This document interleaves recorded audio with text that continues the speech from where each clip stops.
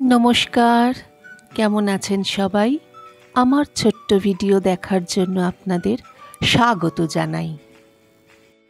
গতকাল আমরা হঠাৎ ঠিক করলাম, আমি আর আমার এক বান্ধবী যাব উত্তর কলকাতার কাশীপুরের রাজবাড়ি। বান্ধবীর গাড়িতে করে চলে এলাম উত্তর কলকাতার কাশীপুরের রাজবাড়ি। এই রাজবাড়ি প্রায় 400 বছরের পুরনো। আনাচে কানাচে ইতিহাস লুকিয়ে আছে। আমি জানতাম না এখানে এরকম একটি রাজবাড়ি আছে। যশোরের এক জমিদার, নাম জানা নেই, এই বাড়ি তৈরি করেন। পরবর্তীকালে সিরাজউদ্দৌলা ফোর্ট উইলিয়াম আক্রমণের সময় সমস্ত সৈন্য নিয়ে এখানে আশ্রয় নিয়েছিলেন। এখানে নাট মন্দিরও আছে, আর দেখলেন তো গঙ্গার ঘাটও রয়েছে। এই রাজবাড়ির প্রত্যেক অংশে আছে রহস্যের গন্ধ, যদিও তত্ত্বাবধানের অভাবে এটি প্রায় ভগ্নপ্রায়। তবুও এখানে ইতিহাসের সঙ্গে প্রকৃতির যেন মেলবন্ধন। এই যে নাট মন্দির, এখানে দুর্গাপুজো হয়। এই রাজবাড়িতে আজও কিছু মানুষ বাস করে। এই যে দেখুন, আমরা অনেকক্ষণ চিন্তা করে দেখলাম এটা মনে হয় স্টাফ কোয়ার্টার হতে পারে। লোক বসবাস করে এখানে, কিন্তু পুরো বাড়িটা জুড়েই কেমন যেন একটা থমথমে পরিবেশ। সত্যি বলতে, আমি আর আমার এক বান্ধবী যার গাড়িতে এসেছিলাম, আমরা কিন্তু সত্যি কোনো অশরীরী কোনো আত্মা খুঁজে পাইনি। অনেকেই বলে এটা নাকি কলকাতার অন্যতম হন্টেড প্লেস। দেখুন, সত্যিই হন্টেড প্লেস।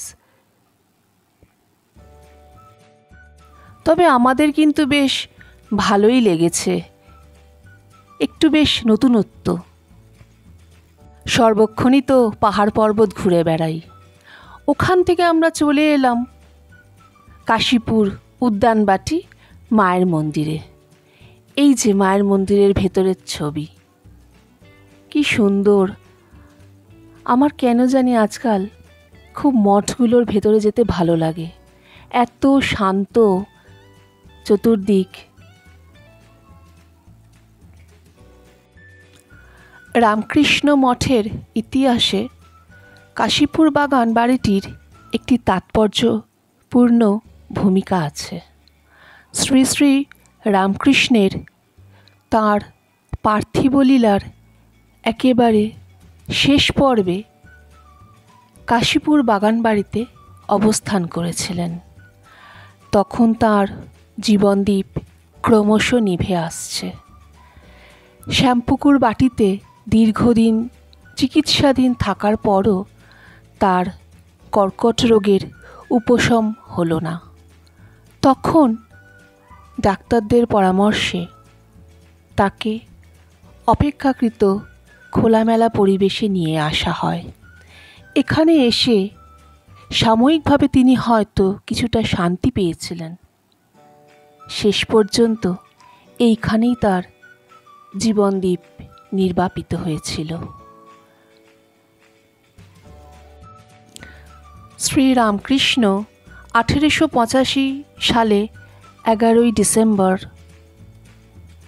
পর্যন্ত এক টানা 248 দিন এই বাগান বাড়িতেই বসবাস করেছেন। এখানেই তিনি তার শিষ্যদের নিয়ে ধর্মসভা করতেন। গতকাল এখানে না আসলে হয়তো এত কিছু জানতে পারতাম না।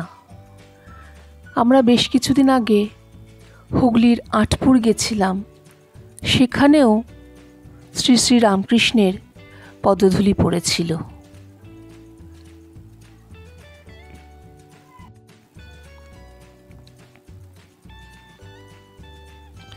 এই ঘরের ভেতর একটি ছোট্ট দক্ষিণেশ্বরের মন্দিরের মডেল তৈরি করা রয়েছে।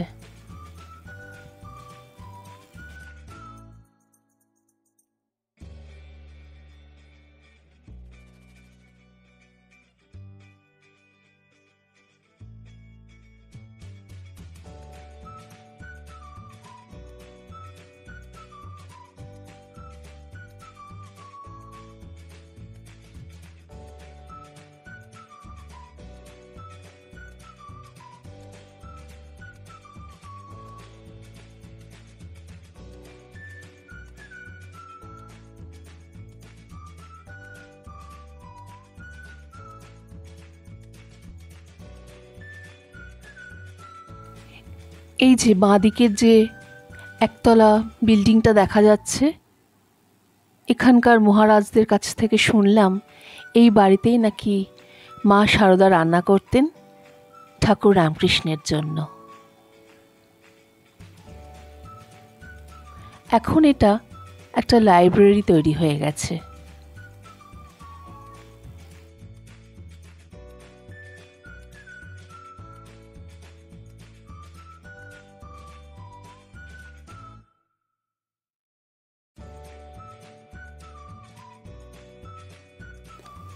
বাঁদিকে একটা ছোট ফুলের বাগান। এই গাছগুলোকে কিন্তু আমাদের এখানে রডোডেনড্রন বলে, কিন্তু পাহাড়ের রডোডেনড্রন একটু অন্যরকম হয়। কি সুন্দর লাগছে!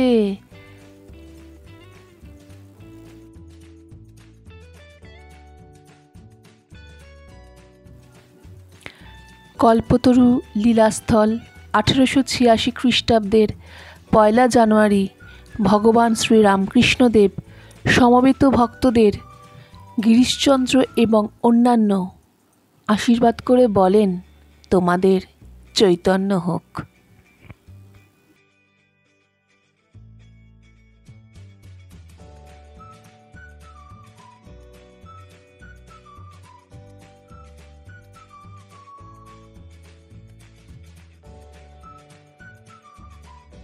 এই ছিল আমাদের গতকালের ট্যুর। চলুন আজকের ভিডিও আমি এখানেই শেষ করি। সবাই ভালো থাকবেন, সুস্থ থাকবেন, সাবধানে থাকবেন। দেখা হবে পরের ভিডিওতে নতুন কোনো জায়গার ভিডিও নিয়ে।